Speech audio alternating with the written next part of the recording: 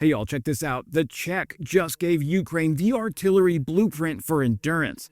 155mm shells go domestic in this massive tech transfer. If you want a blunt way to measure who's winning a long artillery war, you don't count artillery pieces. You count working shifts, you count machine tools, you count how many lots pass quality inspection. You count how many trucks can move powder and fuses without getting lit up by an FPV at 2 a.m. You also count propellant, because propellant is the boring, dangerous, irreplaceable ingredient that turns a steel tube into an actual shot. Hey friends, Wes here, multi-branch veteran and defense writer, and yes, big fan of Hamilton, where I am not throwing away my shot. And the completion of the Czechoslovak Group's technology transfer to Ukrainian Armor is kind of a big deal. We need to talk about it. A transfer is drawings, tolerances, metallurgy, tooling, gauges, test protocols, packaging standards, storage rules, and the quiet institutional knowledge that separates "we built a thing" from "we can build 10,000 identical things safely every month." And there's a second reason why it matters. It's not only about Ukraine shooting more, it's about Ukraine refusing to be held hostage by the global supply chain for 155mm ammunition, which has been strained hard enough that even wealthy NATO states are relearning what scarcity feels like. Now, Ukraine has been fighting a modern war with 19th century math. Every kilometer gained or lost is a function of who can sustain fires longer. Drones are important, of course. Drones spot, drones strike, drones terrorize, drones film, but artillery still does a heavy lifting of suppressing, shaping, and breaking formations. Both sides know it, both sides bleed for it. So the Czechoslovak Group, usually shortened to CSG, is a major Czech defense holding company with a footprint in ammunition, vehicles, and heavy industry. It has been one of the firms riding the post-2022 reality that Europe cannot outsource war production and then act surprised when the warehouse is empty. Ukrainian Armor is one of the Ukrainian defense manufacturers that has been scaling up under fire, which is an absurd phrase until you picture what it means in practice. Scaling up under fire means production while Russia is actively trying to collapse the grid, kill skilled workers, and crater logistics. It means you build redundancy like your life depends on it, because it does. Now, there's been a lot of reporting that has already established the broad outline of cooperation between CSG and Ukrainian Armor, especially on 155mm artillery ammunition. But we should mention a plan to produce M107 rounds and to push into extended range variants over time. Yes, artillery ammunition is one thing. Specialized artillery ammunition that can fly farther and strike Russians deeper behind enemy lines is something else. Now, Ukrainian Armor has publicly talked about launching production of 155mm M107 rounds and aiming for larger output targets, while the Czech partners were linked to technology and supply chain support. The new hotness is the claim that the technology handover phase is complete and that Ukrainian production sites have been prepared to begin serial manufacturing, including not only M107, but also other types like L15 and longer range boat tail and base bleed variants of ammo. Even if you treat every specific claim with caution until independently confirmed, the general trajectory is consistent with what we have watched for years. Ukraine is moving more of its war economy inside the country, hardening it and plugging it into European supply chains wherever it can. If Ukrainian-made 155mm ammunition has completed codification, that implies a level of documentation and testing and acceptance that goes well beyond "we made a batch and it didn't explode in the tube." In the artillery world, that is not a joke. The fastest way to lose a gun crew is to feed a weapon bad ammo. This is also why the gradual approach makes sense in this case. You start with a widely used, conventional, high-explosive round, and you build the production discipline, then iterate into variants with different ballistics and better range. Then, if your supply chain holds, start experimenting with more finicky extended range options. That is exactly the kind of staircase approach you see in functioning ammunition programs. The 155mm M107 is a workhorse, high-explosive projectile that exists in huge numbers across NATO-compatible arsenals. It's also the kind of shell you want when your primary requirement is feed the guns. Now, the M107 is the baseline that keeps the line moving. It's the round you can scale while you figure everything else out. So for Ukraine, the immediate goal is not to create an exquisite shell.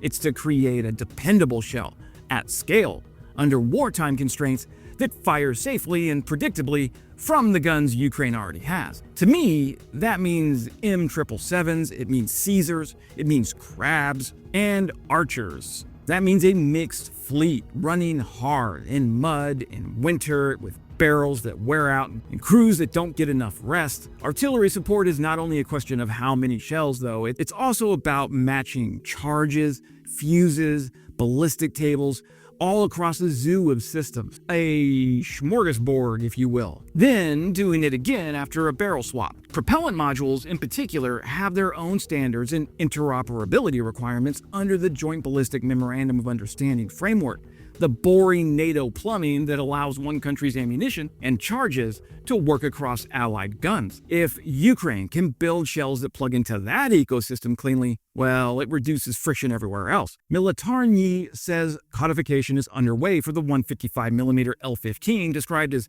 having a more powerful propellant charge and improved performance. That blog also notes testing of long-range variants, including boat tail shells in the 30 to 40 kilometer class and base bleed shells in the 40 to 43 kilometer class. So here's the key point. This is where artillery stops being purely about volume and starts being about math. Range buys options. It lets you hit Russian logistics nodes and gun lines from farther back. It lets you fire from positions that are less exposed to counter battery and FPV harassment. It also lets you shape terrain without having to physically move guns into more dangerous sectors. Now, boat tail is the simplest idea in this space. You change the projectile's rear shape to cut base drag and retain velocity longer. Base bleed adds a gas generator in the rear that reduces the low-pressure wake behind the shell, again, cutting drag and extending range.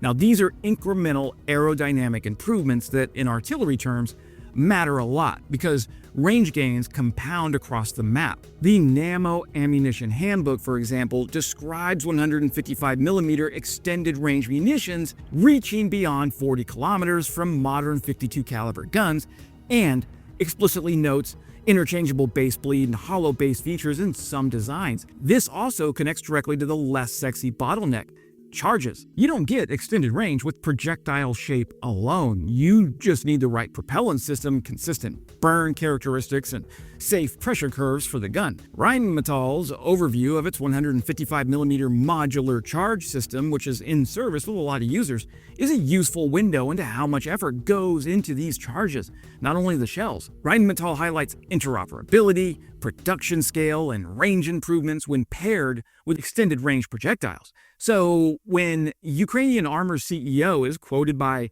Military as emphasizing that propellant charges are the critical, scarce component globally, well, that tracks with what the industry has been saying for years.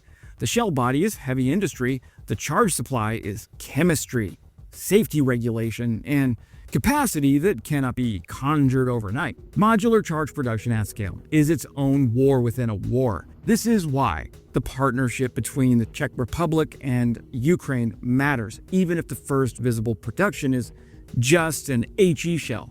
It's the ecosystem behind it that decides whether you get consistency or chaos. So, technology transfer is a phrase that gets abused. In this context, it should mean at least 5 things. First, design and process documentation. That's the drawings, the material specs, the heat treatment profiles, machining steps, inspection points, tolerances, acceptance criteria, and the paperwork that makes a lot traceable. Ammunition is not like welding a field expedient cope cage onto a tank. It's closer to aerospace manufacturing than most people realize, because one bad batch can kill your own troops. Second, tooling and production equipment integration. Even if Ukraine has machine tools, the specific fixtures, gauges, measuring equipment for a given shell line can be specialized. The transfer often includes identifying what can be built locally and what must be sourced externally, at least initially. Then there's quality assurance. and testing procedures. Serial ammunition manufacturing lives and dies on quality assurance. You test dimensions, you test weight, you test metallurgy. You also do lot acceptance testing and maintain records that prove the line is stable. Fourth, supply chain and raw materials. Steel, explosive fill, fuses, and charges all have their own supply chains. The most strategic partnerships are the ones that help secure inputs, not only designs. That includes propellant precursors and packaging. Finally, the Czech Republic is transferring operational integration. Now, a shell is not useful until it fits how the army fights. That means compatibility with fuses Ukraine can acquire, charges Ukraine can match, and ballistic cable units you can trust. It means you're not just manufacturing, you are feeding a system. So the Czechs say production sites in Ukraine have been prepared, and that implies more than construction. It implies training, validation, and at least some degree of certification. If the transfer really is complete, the next question becomes brutally practical. How fast can Ukraine ramp output without painting a bullseye on the factories? Well, Russia has been trying to break Ukraine's industrial base since day one, because it understands what this war is. It's a contest of endurance, where the side that keeps repairing and producing keeps fighting. Look, ammunition factories have always been targets. The difference now is that they can be targeted at scale with drones and missiles, and the attacker can do it repeatedly. A factory does not have to be destroyed to be disrupted. It only has to lose power, lose a substation, lose a key piece of equipment, or lose transport routes for a few days. But Ukraine has become very good at building around this. Distributed production, redundant power, alternative logistics routes, and actual physical hardening are all part of the playbook. It's also part of why European industrial support matters. If a key input can be shipped from a partner, you can keep the line alive even when your own supply chain is stressed. If Ukraine can reliably produce NATO standard 155mm ammunition, it changes a lot. It changes tempo. Guns that are fed fire more. Fire more, and you get to shape enemy movement, suppress assaults, and force dispersion. Then tempo is what keeps the front lines from collapsing during bad weeks. It changes planning horizons. A military that relies entirely on external deliveries plans in weeks and months, always fearing the next gap. But a military that produces at home can plan in seasons. That matters when you are building defensive belts and scheduling rotations. It changes alliance dynamics. This is the quiet part that makes some politicians nervous. If Ukraine can supply itself for key categories, foreign aid becomes a combat enhancer rather than a life support machine. That gives Ukraine more autonomy in operational decisions. And that is the whole point. Anyways, great news from the Czech Republic. That is it for today, my friends. Subscribing is the best way to support the channel. Welcome to the party, pal. We're building the best global security community on YouTube. And as always, glory to Ukraine, glory to the heroes. Crimea is Ukraine.